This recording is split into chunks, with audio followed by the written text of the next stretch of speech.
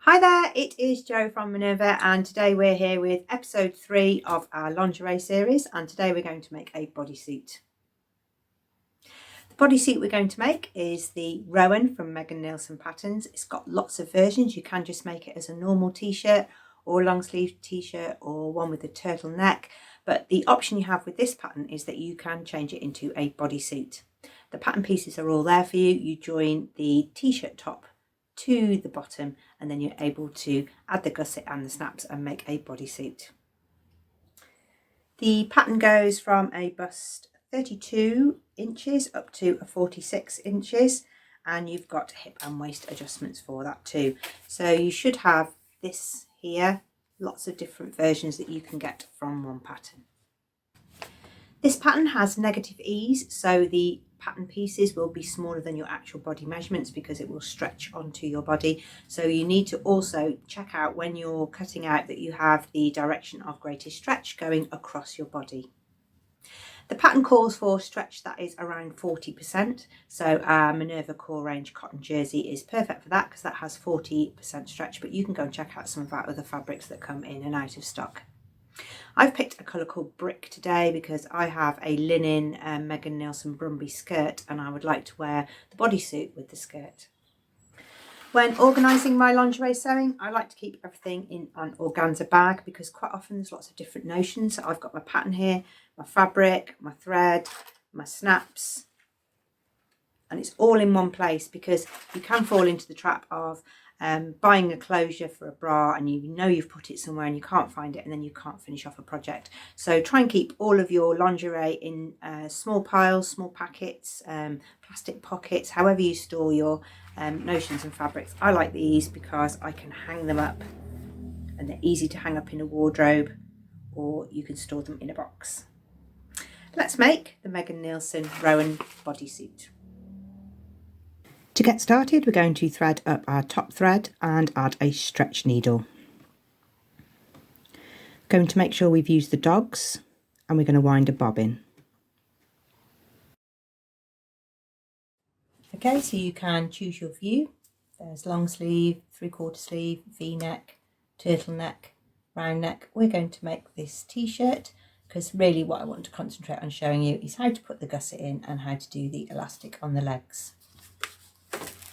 Pieces you will need are a neck piece, back and front gusset, a back body and a front body. Okay, let's get ready to sew. First up, we're going to sew the shoulder seams and also add a stabilising tape because if you've got your t-shirt under a negative ease and some sort of length tension, you don't want the shoulders to pull down or stretch out.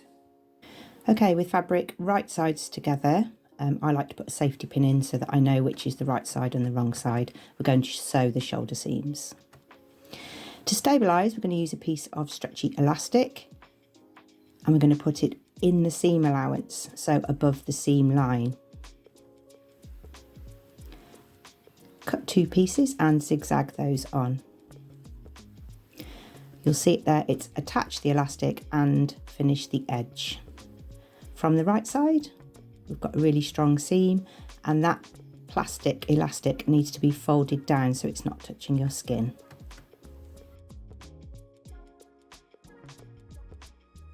Before we join any other parts, we're going to put the crew neck on, and that means that the rest of the suit can be open so we can manipulate it easier. If you try and sew the sides together, it's really difficult to get the neck in then. So the next part is to put on the crew neck.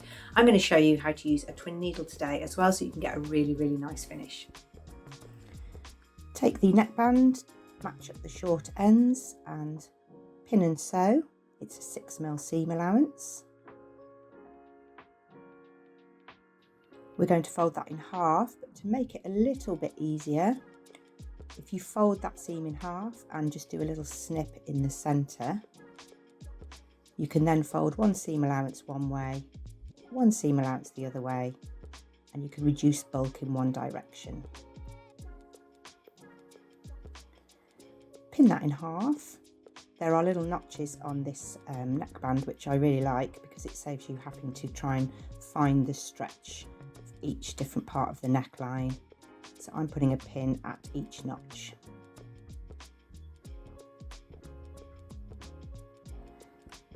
Now I can simply transfer that pin to each place on the neck. So there's the centre front, the shoulders, the back and the other shoulder. Make sure you've got that seam flat with your plastic elastic folded under.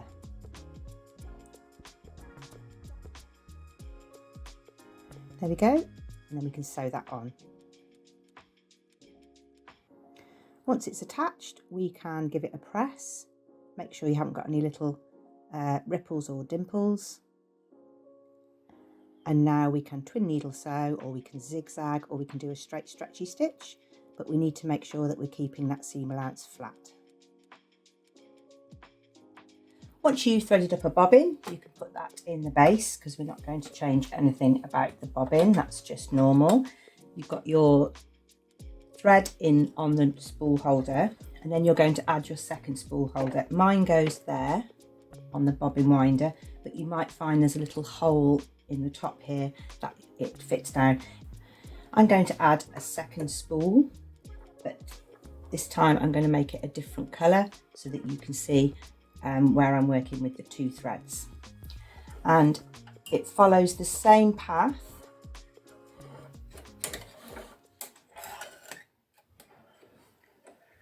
as my previous thread. So at the bottom I'll have my bobbin thread and my brick coloured thread and my brown thread. Next, I'm just going to remove my foot so that it's easy for you to see. We're going to add our twin needle, and we're going to put the twin needle in. So the same as when you normally attach a needle, you've got a flat edge and a round edge. You need to feel where that is, and the flat side goes at the back. Make sure it's in securely, and then you can thread up your machine. You need to sew it from the right side and just ensure that all your seam allowance is lying flat. I like to start at the shoulder seam. I'm going to remove the front plate of my machine. Position really carefully because you want the stitching to join up when you get back round to the other side. Just going to hand position the needles and start to sew.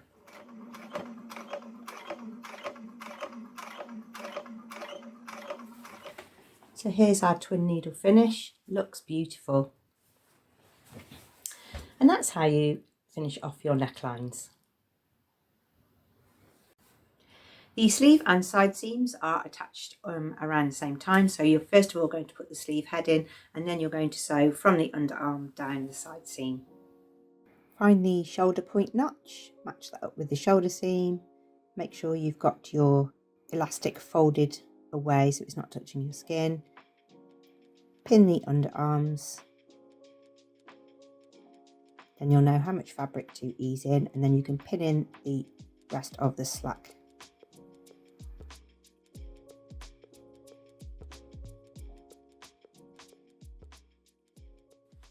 When you're sewing the sleeves, you can use an overlocker. So if you've got an overlocker, this pattern really suits sewing on an overlocker because it's got a 6mm seam allowance.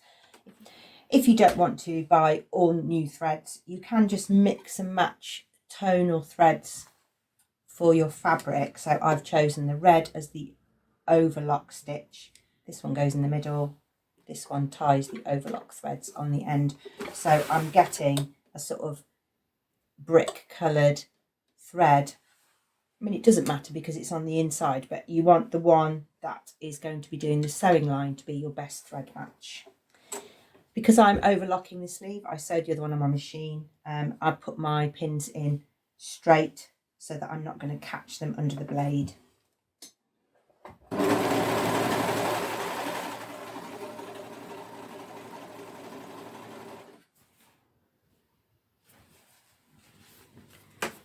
So you can get a stretchy seam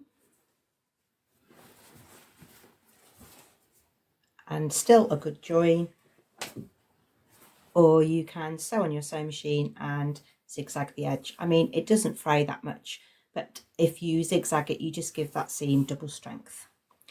Okay, once you've got the sleeves in, you're then going to sew down the sleeve and then the side.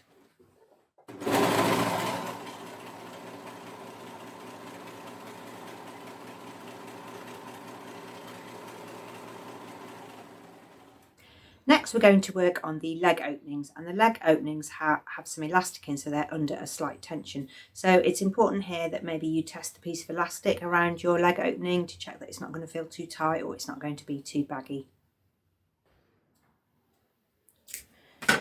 Okay, cut your 2 pieces of leg elastic. You can use the guide and the pattern, or you can measure around your leg.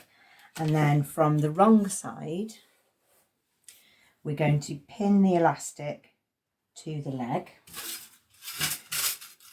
at the front crotch. Find the halfway point of the elastic, and that will be the side seam, keeping that side seam nice and flat, and the back elastic. The back will gather up more than the front because that's going to go around a rounder shape. And you will see the elastic isn't long enough for the leg, so you're going to stretch the elastic as you zigzag so that the front gathers in and the back crotch gathers in. Let's have a look at the machine settings and then we can apply it. My elastic is 6mm. So I have my machine on a stretch stitch, which is 5.5 zigzag width and 3 in length. And I'm going to zigzag down the centre of the elastic, keeping the elastic aligned with the raw edge. Just want to start it off with the hand wheel, making sure that I'm catching the elastic, so I'm going to turn that down to 5.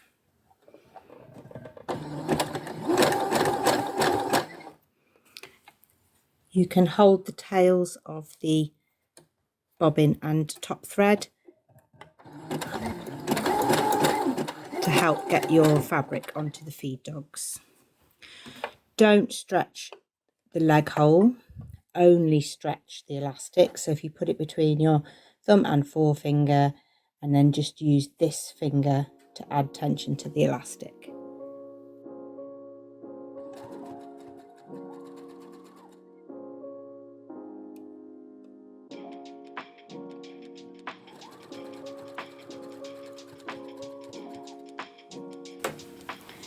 Once you've got it on, just check it's lying flat. So you can see this side, it's really flat. Here I'm getting a little curl up, and that is because only very marginally I have stretched the leg rather than the elastic. So if you're getting anything kicking up like this, then you've stretched the leg whole of the fabric. You should have it running flat like this. So before you carry on, unpick this zigzag, because once you've done the second pass that folds it over, then you'll have 2 lots of stitching to unpick. So if you feel like it's too wavy, now is the time to do something about it. Now it's time to add the gusset pieces. They're only small, so hopefully you've kept them all in one place. And then finally we can put on the studs that hold it underneath. These are the facings, and they are cut out of a woven fabric. So if you kept the tiniest little bit of your favourite fabric, then you can feel immensely proud of yourself that you're going to use it in a garment, and only you will know it's there because you cut them out for the gusset facings. Using a woven fabric means that you'll get a little bit of stability to the gusset area, and it will properly face the stretchy fabric.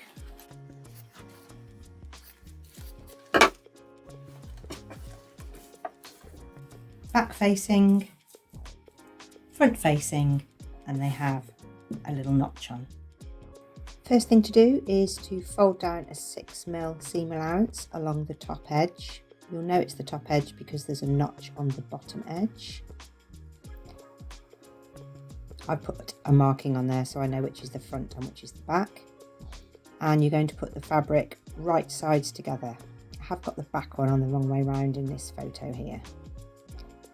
But you're going to put the fabric right sides together of the facing and the front crotch.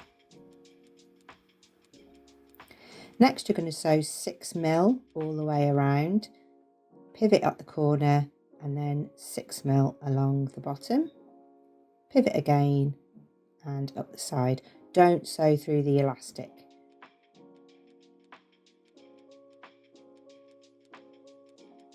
When you've sewn around 6mm, you can trim out this seam, snip off the corners and turn it through.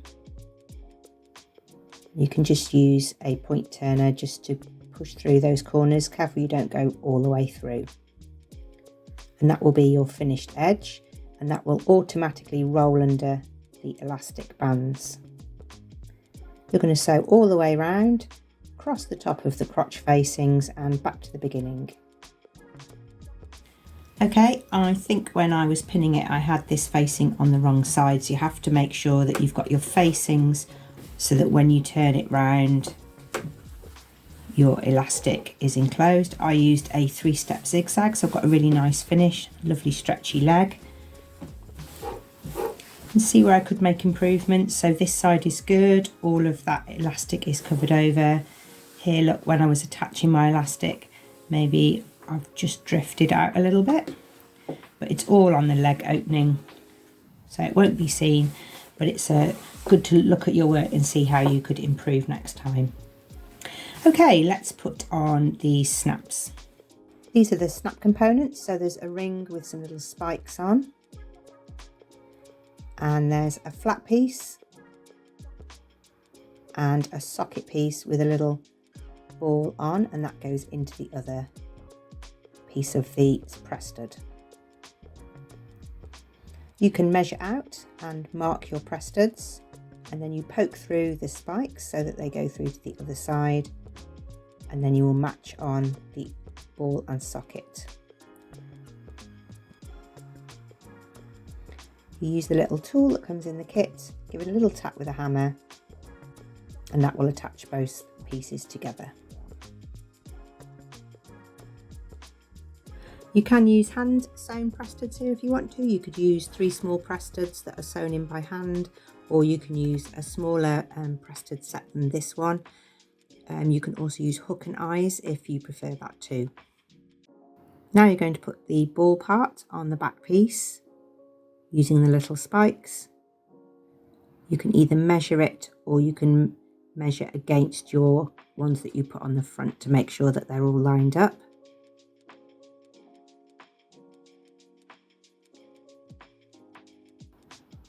This time the ring goes through so that the spikes are on the jersey side, and then the little ball goes on the top.